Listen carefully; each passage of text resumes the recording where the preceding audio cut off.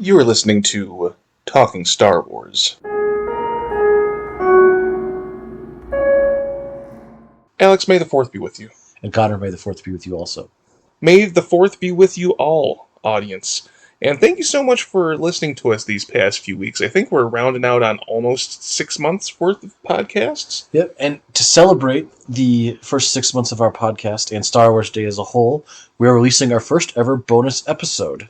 And we're going to talk about our favorite topics today. The shining moments of different categories of things throughout the Star Wars universe, and we would encourage you to share that as well with us so that we can see how our interests align and just kind of learn more about you. So let's jump in. But yeah, we often can be critical of Star Wars. Mm-hmm. We can point out some flaws, some ways in which we'd like it to be better, analyze it from a literary perspective or a film critic perspective. But in the end, we're both big Star Wars fans, and we want to take May the 4th as a celebration of Star Wars, because there's a lot of great things to look at here, made by a lot of very passionate people over many years. So that is what we want to recognize today. And without further ado, let us take it away, Connor. So let's just start with movies. Star Wars, in both of our experiences, were films. They were film experiences. So I would ask you, what's the movie that you remember putting on most as a child? Whether that be original, sequel, or I guess by the sequel trilogy we were adults, but regardless, which one do you go back to most often? So of the 11 existing Star Wars movies, for number one, we're going to say that the greatest Star Wars movie is Empire Strikes Back. You have the introduction of the character of Boba Fett. You have it actually having the cojones to end on a grim ending for the heroes. You have the duel between Darth Vader and Luke. You have the exceptional Battle of Hoth, which always blew me away. I was obsessed with the Battle of Hoth as a child. So, I'm going to say, number one, greatest Star Wars movie, The Empire Strikes Back. Number two to you, Connor. The one that I would go back to most frequently, and I would say, objectively, yes, The Empire Strikes Back is a better film. But the one that I watched the most was Return of the Jedi. Positive. What's negative about that? You said it's the objective better film. We're not comparing. We're just talking about great things. You gave it a number one. That implies that means just great. First thing we talked about. Sure. The second number. Number two to you, Connor. Return of the Jedi. I quite enjoyed the opening vignette of the rescue of Han Solo. Seeing all of the grisly creatures on Tatooine and Jabba's menagerie, and having Luke fight the Rancor and just slay with his green lightsaber, through to the end of the film where you have this fantastic, just greatly motivated battle between him and his father, Darth Vader. The stakes in that one were something that I could recognize even before I knew what stakes were as a child, and I was pretty much a vegetarian until I was 18. That's a pun. But just the pace of that film is, you might not enjoy the Ewoks, but I think it is a great way to show that the very nature of the galaxy is rebelling against the Empire, and it had big explosions at the end, which are also a plus. So number three, I would say outside of the original trilogy, what's the film that you go to as that's a quality piece of media? Rogue One. It is the only movie in the Star Wars canon right now that is also a war movie, primarily. And the ensemble cast, the dark stakes, the character growth for Jyn Erso, and then just, again, kills off its entire cast due to the import of the mission they're on. The hallway scene with Vader. The sneering pettiness of Orson Krennic, who finally just dies ignominiously. So, Alan Tudyk as KTSO, all of it is just delightful. So I would say Rogue One would be my next favorite Star Wars movie. Number four to you, Connor. I'm going to go with a possibly controversial pick, but I'm going to say The Last Jedi as my current, of the modern day Disney movies, my favorite Star Wars film. I very much enjoy how it plays with the characters, especially those of Luke Skywalker, Rey, and Ben Solo. Being able to see Luke at the end of his journey and getting glimpses of his heights of a Jedi, I think was perfect for the sequel trilogy, because going into the original trilogy, you don't get to see all the adventure and flips that Obi-Wan Kenobi does. He is this sagely old man. So to get this wary warrior who has put down his lightsaber and then comes in to save the day as a literal visual symbol of the Jedi is just it's magical in a way that I haven't felt in Star Wars for many years since I was a child. So, And there's that whole Rashomon sequence where you see the same event from 3 different perspectives. Love the illusion there. yeah. So, I would say those are the movies that I stick with. We don't have to compare and contrast to the other ones, but top of mind right now, Mhm. 4 Star Wars movies we want to take today to celebrate the things that we like about them most. Yeah. So you get to lead off this time, Connor. Our next category are our favorite Star Wars characters, starting with heroes. 4 heroes. Ooh. Go. What's the first favorite hero that comes to mind? It's hard Hero, protagonist, even. It's hard to pick anyone outside of Luke. I'm a Luke fanboy. I think that as a kid, you're either a Han Solo fan or a Luke Skywalker fan, and I was always Luke Skywalker just because his growth from a meek farmhand to Jedi Master, even to the scoffs of his friends, is something that I always just appreciated as a youth. Being able to see King Arthur go from being what was his name, like Toad or Mud? He had an awful nickname as a child, King Arthur. Art. Yeah. Wart. He was called Yes. Wart. And he grew up to become King Arthur through his adventures. I can't get past that as just a appreciator of fiction, so I have to go with Luke. So I pick the easy one, Alex. Who's number 2? All right, the second hero we want to celebrate today. I'm going to stick with the Jedi theme just because it's on my mind, but Kanan Jarrus from Rebels, the surviving Jedi Padawan who then had to take on a Padawan of his own, struggled with feelings of love and protection towards his partner, Hera Syndulla, and gave everything he had to protect the people that he loved and to do right by his Padawan and really his surrogate son, Ezra Bridger. So Kanan Jarrus and all his conflicted cowboy Jedi glory is our second hero we'd like to go today. So next hero that comes to mind, protagonist, moving out of the Jedi sphere, Connor. What do you got? Ooh, a non-Jedi hero that I click with. I was initially thinking Leia, but she does, even though she doesn't lean heavily into the Force by the end of her character arc, she is... Yeah, too close to a Jedi to qualify.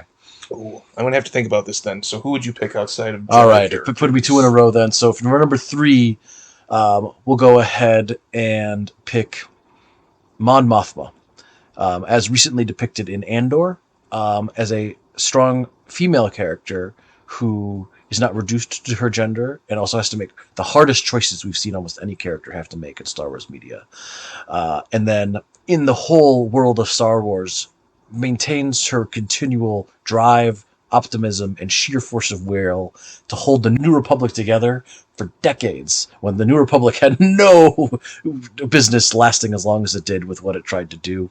So, for sheer force of will, for making the hard choices, and for being the only female character with speaking lines other than Leia in the original trilogy, we go with Mon Mothma as my pick number 3 for protagonist to celebrate today. And I think we analyzed, and the number of women who have speaking roles in Star Wars films is embarrassingly low. Until recently, which is a great development. So you've had time to think now, Connor. What is a non-Jedi protagonist you would like to celebrate today? I celebrate Chewbacca. I feel like he's an unsung Great hero. pick. And he's a character who does not speak a word of English throughout any of the movies, and yet you pretty much understand him as well as all the other characters do in the film just by his tone, his expression. He's definitely I would say, more, maybe not skilled, but he can handle himself a little bit better than Han Solo. He comes in a clutch. And there's just something about the Wookiee bowcaster. I really like that thing. Yeah, and with Chewbacca, he remains a character. He's not just an example of all Wookiees. He's actually much more reserved than most Wookiees, and much less violent than other Wookiees as well. He's got his own personality, his own preferences, and a certain sly sarcasm to him that comes out entirely through his visual appearance and acting. It's the twinkle in his blue eyes. Yeah, with the rage lurking right under the surface, because he also has a deeply tuned sense of justice. All right, so that is our heroes. Connor, next category. Let's take a look at the counterpart to heroes, which would be our favorite villains. So I started off with Luke and our heroes. Who would you say is the first villain that comes to mind as someone who engages you? I mean, if you took the easy route with Luke, I have to say Darth Vader. He is the most iconic villain that has existed in almost any media in the last, several decades. He is iconic. He is the face of Star Wars. He is a deeply tortured, mutilated man, hell-bent on bringing the same level of destruction to everyone he meets. He is powerful, frightening, and just awful to everyone he meets, but us as this deep tragedy at his core is that it didn't have to be that way. And he can't quite banish the feelings of love he has for his son, which eventually results in his redemption. So, for my pick today, both visual design, his dialogue, the smooth, dulcet tones of James Earl Jones portraying him, we picked Darth Vader. And for number 2, if I have to pick a dark side villainous counterpart at number 2, I would go with Asajj Ventress, who is featured prominently in the Clone Wars. She is a dark side assassin, not actually a member of the Sith. If you include her, a Night Sister of Dathomir. Yeah, if she's included, that would break the Sith rule of 2. But she was sort of sold into slavery from an early age, fell in with the Jedi, lost her Jedi Master, fell to her darker emotions, and becomes Dooku's apprentice and assassin. She is fierce. She is visually striking. She was originally designed to be the antagonist to Attack of the Clones, but once George Lucas was able to hire Christopher Lee, they stuck with Christopher Lee, which, Count Dooku, Count Dracula, why not? But yeah, she dual wields lightsabers. She's the first prominent lightsaber dual wielder in canon. I know there were some depictions in Legends, but that is always a visually striking form of attack. And plus, she was introduced in Genndy Tartakovsky's Star Wars, which is one of my favorite pieces of Star Wars media. So, as far as a villain who does not wield the Force, who would you pick? All right, I'm going to have to go with Grand Admiral Thrawn, who is a member of the Chiss Ascendancy, who analyzes his enemies' tactics via their art, who is a philosopher warrior of great power and great cruelty, who is an exceptional antagonist in the Rebels TV show.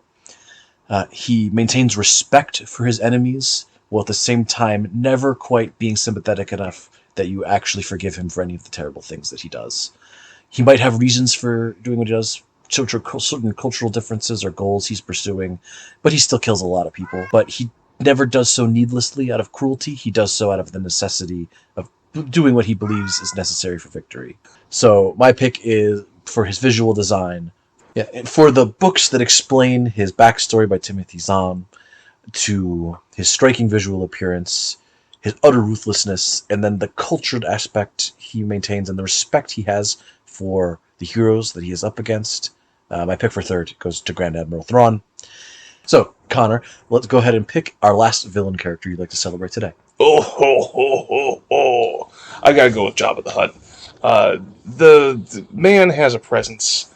It extends past his sole movie appearance, and we hear about him from the very first released Star Wars film, A New Hope, and he is the overlord of the underworld in Star Wars. He absorbed so much of the criminal activity once the Empire took over, and he was essentially just bulletproof until he made the mistake of going up against the rebellion in the form of Luke and Leia, to be eventually choked out quite satisfyingly by Leia after what he put her through. So just for his visual menace and his character's menace, I gotta go with Jabba. And he's a villain without any redeeming qualities. Darth Vader has a tragic backstory. Asajj Ventress has a tragic backstory. Thrawn is committed to higher ideals and goals despite doing villainous things. Jabba the Hutt is a gangster who wants money and power and sexy women and dies because he's terrible. He's a slug. He's a literal and metaphorical slug of a man, alien creature being. So, to our next topic, we have a look at TV episodes and arcs. Yeah. So I went first on villains, so you get first pick here, Connor. So sometimes might be an individual episode, or sometimes it's part of a multi-parter that's telling the same story. But of the shows we've talked about in our previous episodes that occur to you, what are episodes or arcs that come to mind as some of the best content that Star Wars has ever produced? I love seeing the Night Sisters of Dathomir on the Clone Wars and being able to witness a different element to the dark side of the Force in the form of the Night Sisters magic. Being able to draw connective tissue between Asajj Ventress and Darth Maul as well. So I thought that was just a choice inclusion to explore in the Clone Wars. So, for a second aspect of episode or arc, what would you pick? So I'm gonna have to go with the Siege of Mandalore from season 7 of the Clone Wars, with Ahsoka Tano confronting Darth Maul tempting her to the dark side to ally with him.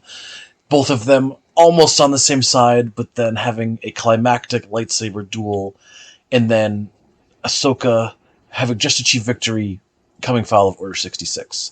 The deep, layered tragedy to the choices she is forced to make, and we'll get to visuals in a later category here, but just the sight of her and Maul in the war-torn throne room on Mandalore, facing each other, ready to duel to the death. It's perfect. So that is going to be my pick for a series of episodes that is the height of Star Wars content. So back to you, Connor, with another show. What is either an episode or an arc of episodes that you consider some of the best Star Wars content ever made? I'm going to go into live action, and I'm going to focus on the episode of The Mandalorian called The Tragedy. It is the 14th episode overall, and it is the reintroduction of Boba Fett.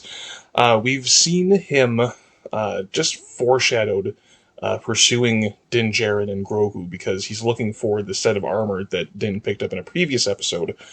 And while the Din has taken Grogu to this ancient Force, like almost ancient temple, to send out this beacon to the dark side, Fennec Shand and Boba Fett encounter Din.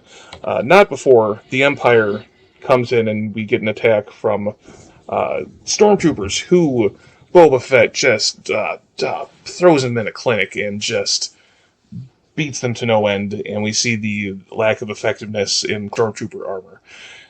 It's a wonderful sight to behold.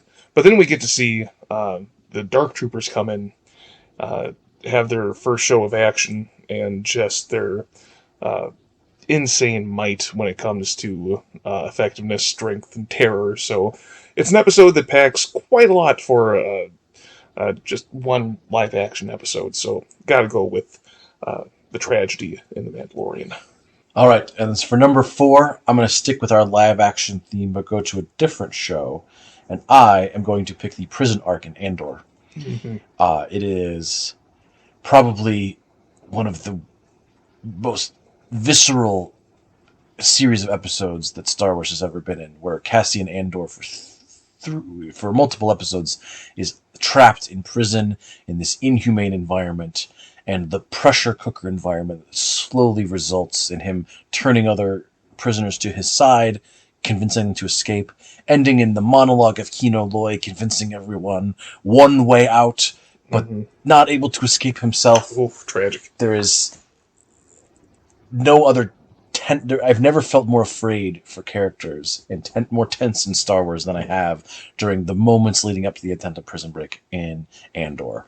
So that is my pick for a TV arc that should be celebrated. And if you never watch anything else Star Wars, go watch that arc in Star Wars. Very strong pick.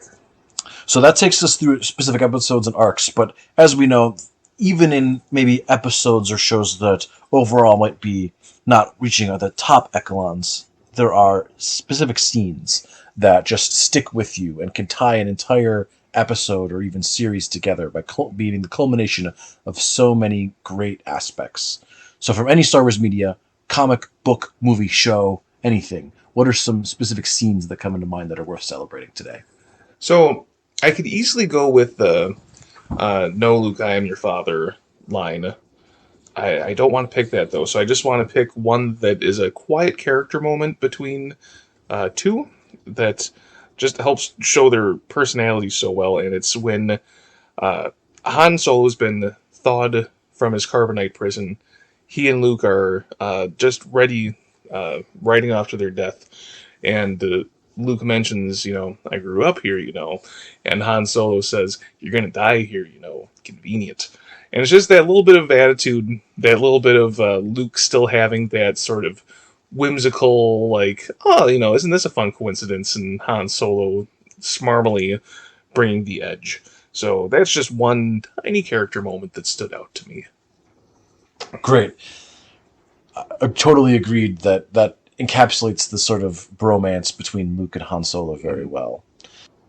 For our second scene, I'm going to pick one from a novel, actually. And it is much less happy than the one that Connor picked. This is a scene in Bloodline where Leia's parentage, being Darth Vader, being her father, is revealed to the entire New Republic Senate against her will. And just the absolute series of emotions that rock the whole place. And it highlights the fragility of the New Republic, all of the emotions that Leia feels, having not told her son their true identity. So, just is on the political, encapsulating both the great parts of both the political and personal elements of the Star Wars universe. I'm going to pick that scene from Bloodline. Brings the whole novel together and shows how the specter of Darth Vader's atrocities extends long beyond his death, or even 25, 30 years later. The mention of his name can discredit Leia Organa forever. I'm looking forward to our spotlight on that one. So then what's your third pick for a scene that just holds the whole room together? This is, I'm going to spoil the end of a show, and I hopefully you've seen it by now, but... What show? So we can let people skip Clone ahead. Wars. It's the end of the Clone Wars, so... So within the Siege of Mandalore we've already talked about, what is the scene that stands out to you, Connor? It's the very last scene. It's Darth Vader, full-fledged, armored, wounded Darth Vader, landing on Mandalore, inspecting the scene, no dialogue, and we see him inspect Ahsoka's lightsabers that she has left. And it is a very painful moment. And it's this moment where we feel remorse, we feel that there's hope that she is still out there, we feel that there's regret that she might have fallen in battle. It's a perfect cap on the end of the Clone Wars, because while it is a very diverse show in terms of what stories it tells, it could all be seen as Ahsoka's apprenticeship. And, from the very beginning of the Clone Wars until her self-imposed exile from the Jedi, we see her entire Jedi career. So that ending is just painful and poignant. So our final scene, Alex. Well, I'll go a more positive one then, since we both went to a more tragic scenes in the middle. I want to pick the reunion of Finn and Poe in The Force Awakens, which, much like the relationship between Han and Luke in The Return of the Jedi, just shows a positive friendship between two male characters. May or may not be some romantic inclinations there, depending on how you read the text. But, I mean, just seeing how happy they are to see each other. Poe lets him keep the jacket. The whole thing just sets a great tone for the rest of the relationship. And, even as Rey maintains, sort of is friends with both of them, but is friends with Finn, and Finn is friends with Poe. Poe and Rey never really hit it off, but Finn remains the glue that binds them together. And so just that reunion after BB-8 leads them back together, seeing Finn and Poe together will always warm my heart. Nice. There's a nice and wholesome glimpse into the sequel trilogy. All right, so now we go on to our next category, which is duels. So you start. Let's. What is the first duel that sticks out to you?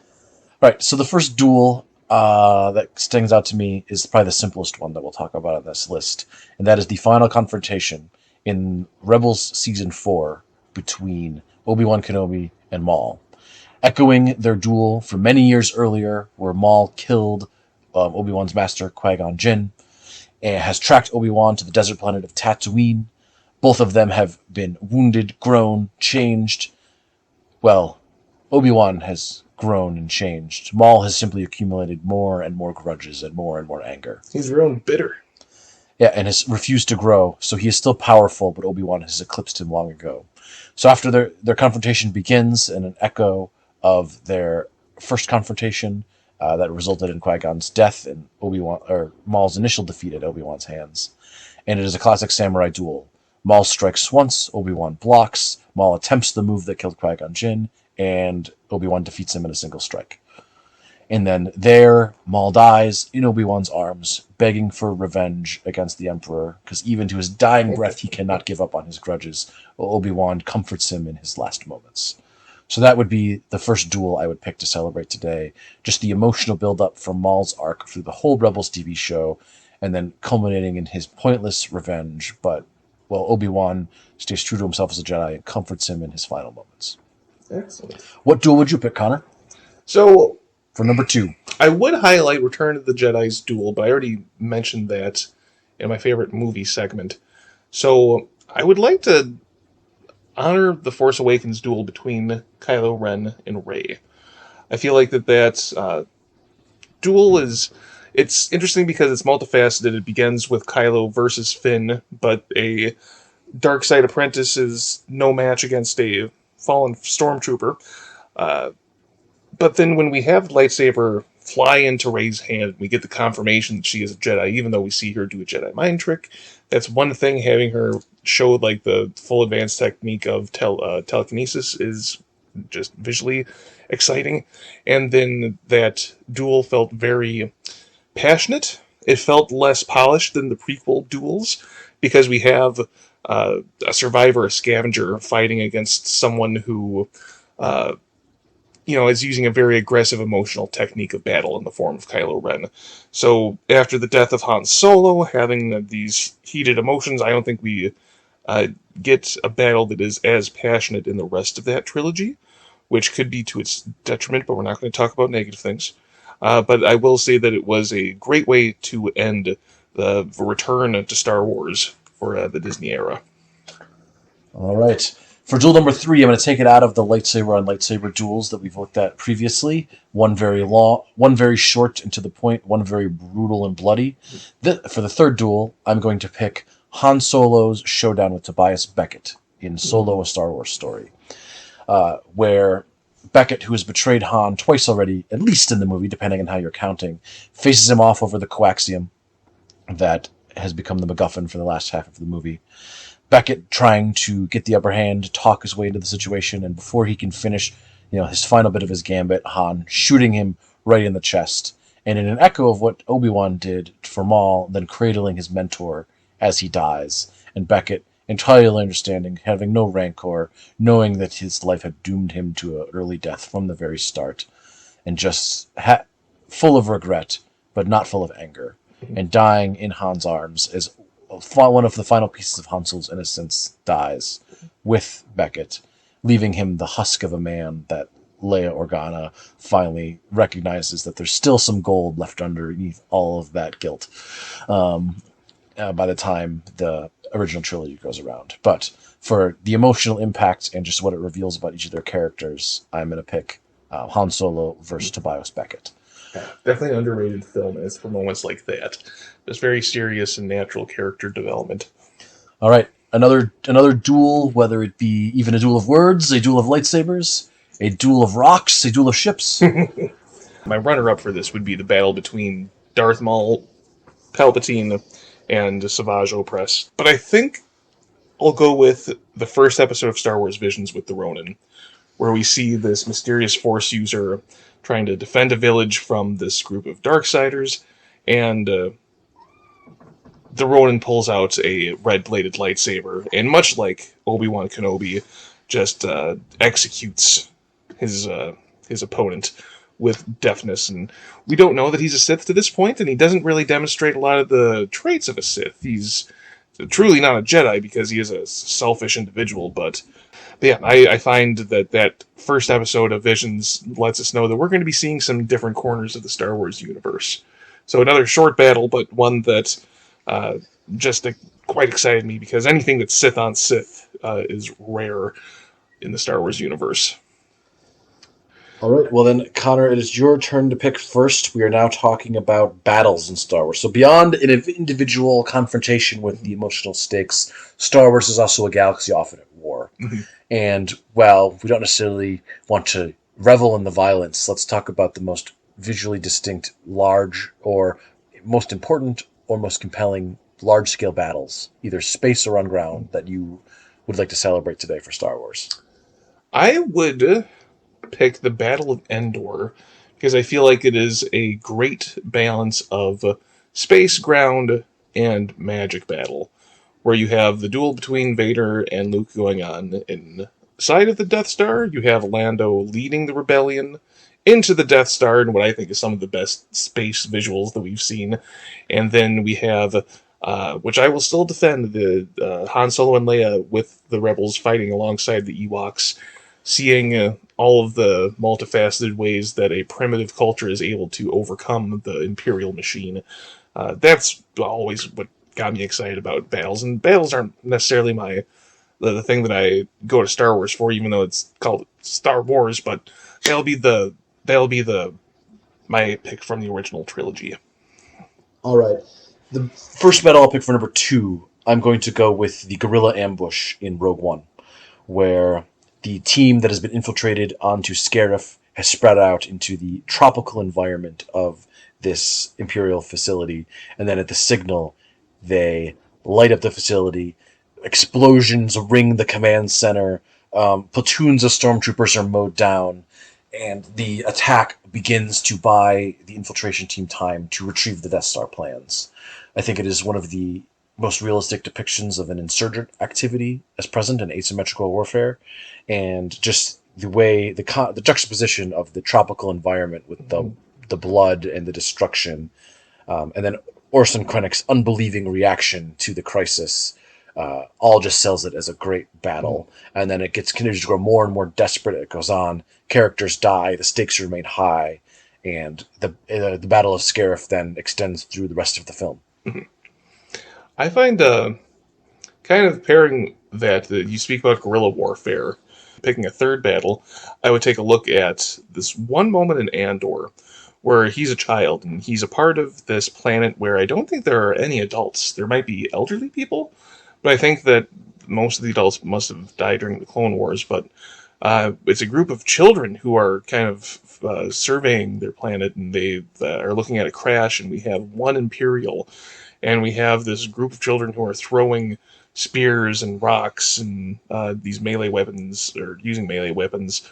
Uh, and it takes so many of them to overcome one man with a gun, and he still shoots, I think, the leader of the child group, if I'm not mistaken. But it's just a kind of battle that we haven't seen in Star Wars before, where it's this very desperate on the ground type fight. And while I enjoy the starships and the battles within the stars, I also appreciate those quieter moments. Yeah. So for the fourth battle, I'm going to go with the Battle of Umbara during the Clone Wars arc, where the 501st Clone Legion comes under the command of Pong Krell, and just the entire battle for the planet, from the brutal tactics used by Pong Krell to the desperate last stands to made by the clones, to the unique technology used by the Umbarans, the variety of tactics and plans, while uncertain if the Jedi Master at their back was going to kill them. The whole battle is just, it reminds me of like a World War II movie where you're always wondering about the intelligence, the quality of the commander, the unknown and alien enemies. The Umbarans, unlike the droids who are depicted as somewhat comic relief, the Umbarans are threatening and alien, with a different type of technology that we barely know how to use. So very much was in mind of how a World War II war movie would play out. So I'm going to pick the Battle of Umbara from the Clone Wars arc as our fourth battle to celebrate the gritty realism of today. And speaking of gritty realism, Pong Krell is an alien with four arms who dual wields double lightsabers, which, how could you pass by that? I can't believe I didn't think about that for duels. Well, yeah, able to impale four of his own men at once using his lightsabers. Yeah. So. Let's do the flip side of battles. Instead of the war of the Star Wars, let's focus on the relationships, the friendships, the love. So, Alex, for our first set of characters, what relationship do you appreciate in Star Wars? I would like to call it the relationship between Captain Rex and Ahsoka Tano, where it extends across decades. He goes from being technically under her command, but truly her mentor from when she's a Padawan, to being her closest friend, to them being the only two members who survive their entire Venator during Order 66, to then remaining fast friends and comrades throughout the rebellion. As their lives have moved in different directions, but they remain in touch, and Ahsoka's even able to bring Rex back into the rebellion with just the mention of her name. So it's showing a clone with friendships outside of the clone trooper corps, I think, is important. And seeing Ahsoka coming to care for the soldiers under her command during the Clone Wars adds an extra layer that I think is worth celebrating. And just the quality of their friendship is it's just amazing to watch. Yeah, it shows that Ahsoka's more virtuous than someone who sees clones as dispensable military. Yeah, so what's another relationship, either friendship, romantic, even rivalry, but a positive relationship between characters that you'd like to call attention to? It might not be positive on them, but it sure is positive on me, the audience. It would be the relationship between Darth Vader and Palpatine, which is so just toxic and manipulative, but endlessly entertaining to watch. And I think it peaks in Kenobi, where Darth Vader is just fuming about his old mentor and finding him and how he will make it his life's mission in order to end him. And then Palpatine's like, don't you think you're putting a little too much attention on this? I'm thinking that maybe your focus on the dark side is starting to wane. And then Darth Vader has to repledge his loyalty to his partner. And it's a relationship that, serves as the force that keeps the Empire going for over 20 years. So yeah, it's a relationship that I find to be crucial, entertaining, but maybe flipping towards one that might be more on a positive side. Do you have one on a positive side, or do you have another similarly rival relationship? Well, unfortunately, this is another toxic relationship, but it's also entertaining, and it is more romantic, and has the potential to be more positive. I'm going to go with the relationship between Dr. Aphra and her lover, Magna Tolvin, a lieutenant in the Imperial Army. So it is one of the first depictions of a lesbian relationship in Star Wars. And it is a disaster, not because it is a lesbian relationship, but because Dr. Aphra herself is a walking disaster in any interpersonal relationship, be it a mentor, a friend, a coworker, or a lover. But the characters are deeply in love with each other, despite the fact that Dr. Aphra keeps fucking it up every time. Really, Tolvin deserves better, and hopefully she realizes that. But it also shows how the way the universe is structured under the Empire just has this terrible effect on interpersonal relationships as well.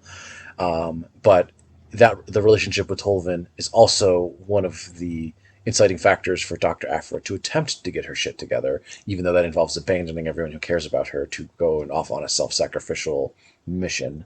So I will pick that relationship as one that is entertaining. It is a good representation, and it is also such a disaster. You constantly, please let it work out, and it doesn't, because both of them are terrible, but Dr. Aphra like twice as much.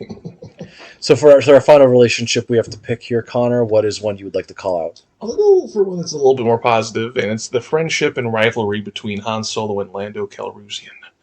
Calrissian? Well, that's the thing. They both mispronounce one another's names, I think, to each other's ire. Han, Calrissian. They don't show each other a lot of respect. And there is a pretty bitter rivalry in the solo movie, standalone movie, where they don't have a lot of respect for one another. Han is definitely out for Lando's ship by the end. I love the scene near the end where the Millennium Falcon is just falling to pieces, and Lando is so irritated, and Han tells the gang that he has a group of fighters, and all he has to do is snap his fingers, and they'll come to his aid, and then Lando just flies off. But that is very entertaining, and it helps to set up what happens in The Empire Strikes Back, where they have a bit more of a dire relationship, but you still have that great exchange between Han and Lando once Han lands on Cloud City, and we think that he's going to end up in hot water right away, but we have a little bit of time before that is the case. So that's always one that I go into those movies looking forward to re-experience. All right, and then we're not going to get into it, but honorable mention always to R2D2 and C3PO. Oh, yes. But they'll be our special number 5 for this category. Mm-hmm. But getting into the last couple of categories here, so Star Wars has been across many mediums, and you have the varied quality of writing, the varied types of genres we go into. But what has always been striking about Star Wars is some of the visuals that are present either in scenes, for planets, for civilizations and cultures. So for our penultimate category here, Connor, what is one visual in Star Wars that has stuck with you? The first time that Luke ignites his green lightsaber, I was like, holy shit, it comes in green. And, any lightsabers can be any color from that point forward. And as a person who enjoys arts and just visuals, having that revelation was shocking to the childhood version of me. So what's one visual, whether it be something specific or more overarching, that sticks with you? I have to go with the opening scene of A New Hope. Mm-hmm. The first time, it was so revolutionary at the time. Just the blockade runner, the Tantive 4, going across the screen is like a normal sized starship. And then here comes the Star Destroyer, and it goes on and on, firing and firing this massive ship. There's no opening credits. There's nothing beyond the opening crawl. And there we have the Star Destroyer in space, in a battle, shooting away. So just that visual of the almost impossibly large ship pursuing its small and easily destroyed prey. That visual, I think, the first one ever present in Star Wars, defines a lot of what Star Wars is. Oh, yeah. All right, number 3, what do you got, Connor? I'm going to skip ahead, and I think about The Last Jedi, and that movie is visually striking out of the 3, in my opinion, at least. I could easily go with Revenge of the Sith and have Palpatine's lightning torrent in the sky be one, but I don't know. That's from The Rise of Skywalker. From The Rise of Skywalker, thank you. But the one that really sticks with me is Snoke's throne room, just the all-red aesthetic, the red guard, him in his gold lame robe. But then as the battle goes on, which was very close to being one of my favorite duels, Kylo Ren, Rey working together in order to battle a dead Snoke's guards, which, do you need guards once you're dead? But regardless, the red curtain of his room starts to burn away, and we see this field of stars. So by the end of it, we get this very different dark aesthetic to the scene. So that's something that over the series of multiple shots of a sequence, I found to be something memorable. All right. And for our final 4th visual, I'm going to go back to the Rebels TV show, Season 2. The Inquisitors have been dispatched after Kanan Jarrus and Ezra Bridger, and they have been defeated. And they are about to be overcome by the servants of the dark side when Ahsoka Tano arises, stepping from her ship. And she stands between the fallen Jedi friends and the 2 dark side wielders. The lights of the landing bay at her back, while the 2 Inquisitors lurk in a dark shadow alley with their 2 red lightsabers ignited. And she ignites both of her gleaming white lightsabers standing between them. And just visually, it says everything you need to know about Ahsoka's character right there. Awesome. Is that the first time we see her white lightsabers? This is the first time we've seen her ignite them in battle, yes. We've seen her with the lightsabers, but this is the first time she uses them and just effortlessly demolishes these Inquisitors. Awesome. As she should. Yeah, as we see anytime someone who's not a Sith tries to go against Ahsoka, and not even Darth Vader is not an easy battle for him, and not a guaranteed victory for him to battle his old Padawan. Right. So that is a visual that has struck with me. The white lightsabers, chiaroscuro of that scene, light and dark, red and white, savior and enemy. From the multiple episodes we've recorded today, I'm quite pumped to watch Rebels now. I've stopped holding back on the spoilers, man. I gotta get you to listen to it. I'll get there. So for our final category for our celebration today, every celebration must come to an end. Every Star Wars media must come to an end.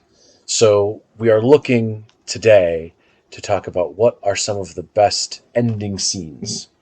And I believe I had the first pick for visuals, so what is the first ending scene that comes to mind as a powerful conclusion?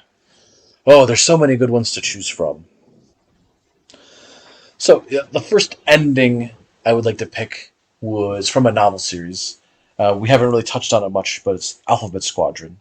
So the ending scene from the third book in the Alphabet Squadron trilogy, Victory's Price. It is a epilogue flash forward to several years over the um, reign of the New Republic. We have had several characters that have been not knowing what to do when the war is over. It's the Alphabet Squadron deals with the mop-up period after the Empire has been mostly defeated at the Battle of Endor, but the remnant is still hanging around. And you just see three of our main characters gather at a table in a house, and all of them traumatized but trying to move on and talk about the future. And I think the victory was not easy and it was not comfortable, and people are still a little bit lost and damaged and don't know what to do. But two of the characters have found love. Another one has become a politician and is trying to better the lives of his friends of the galaxy, and they're all remembering their fallen friends who didn't quite make it this far.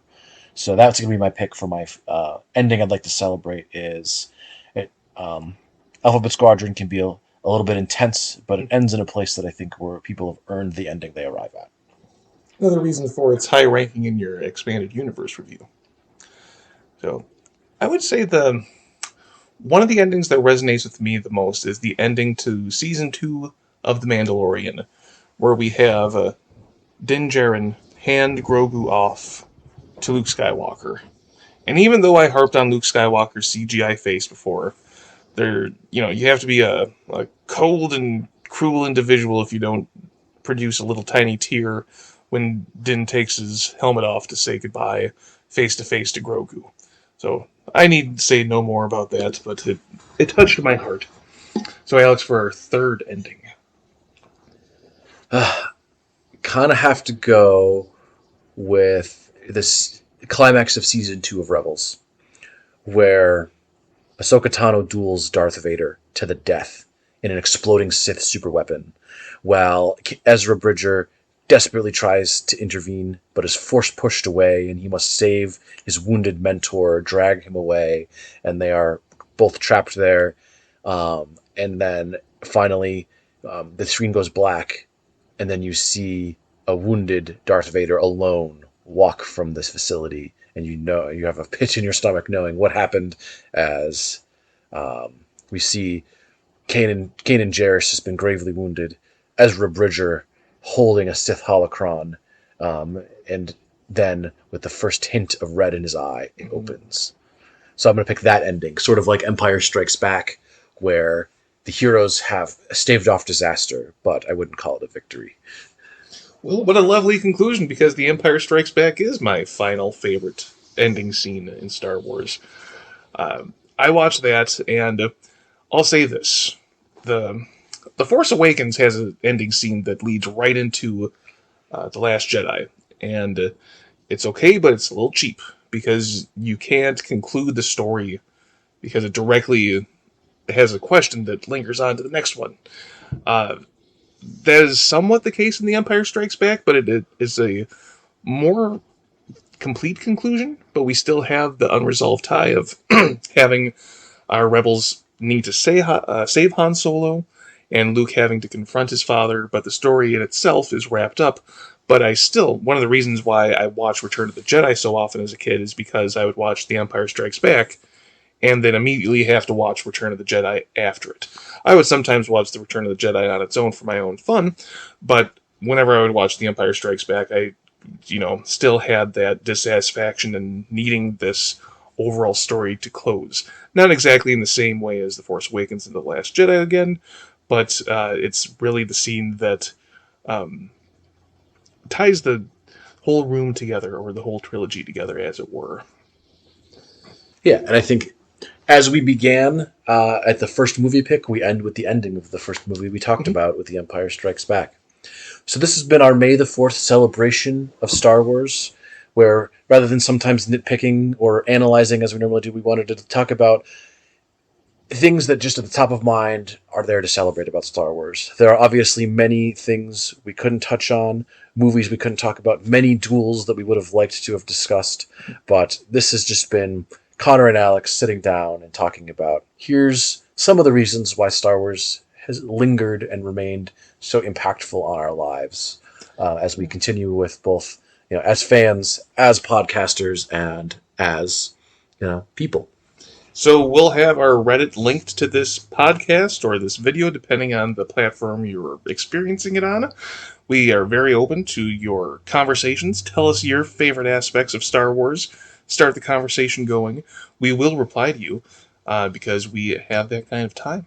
So, oh, you have that kind of time, Connor. Yeah, thank you for listening to our May the 4th bonus episode, and May the 4th be with you all. And also with you. We'll see you sometime soon in a galaxy right here.